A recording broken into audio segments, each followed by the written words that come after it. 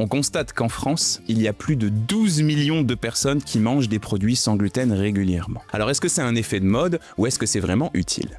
Premièrement, ce qu'il faut garder en tête, c'est que dans les aliments qui contiennent du gluten, donc le pain, les céréales, les pâtes, etc., il n'y a pas que du gluten. On est quand même dans une famille d'aliments qu'on appelle les sucres lents, même si le gluten est une protéine, donc on est sur une famille d'aliments qui contient des sucres. Et ces sucres peuvent un tout petit peu, plus ou moins d'ailleurs chez certaines personnes, fermenter dans nos intestins. Ils appartiennent à une famille d'aliments qu'on appelle les FODMAP, qui font partie de certains aliments particulièrement difficiles à digérer. Le souci, c'est que ces aliments, particulièrement le blé, est quand même assez omniprésent autour de nous, surtout en France. Regardons le nombre de personnes qui mangent des pâtes X fois dans la semaine, mais aussi ce nombre de personnes qui mangent du pain presque tous les jours, voire même presque à chaque repas. On se retrouve quand même avec une consommation de gluten qui est assez importante. En parallèle de ça, le gluten, comme je vous l'expliquais, c'est quelque chose qui donne de la texture, c'est quelque chose qui donne du maintien aux pâtes. Donc, les produits industriels, tels que les pizzas industrielles, etc., voient du gluten rajouté à leur recette pour faire en sorte que le produit ait des propriétés un peu plus intéressantes pour les consommateurs. Donc on se retrouve dans une situation où le gluten peut poser problème, certes, mais les aliments qui en contiennent de façon générale aussi, et comme ce sont des aliments qui sont omniprésents dans notre alimentation, on les consomme chez certaines personnes très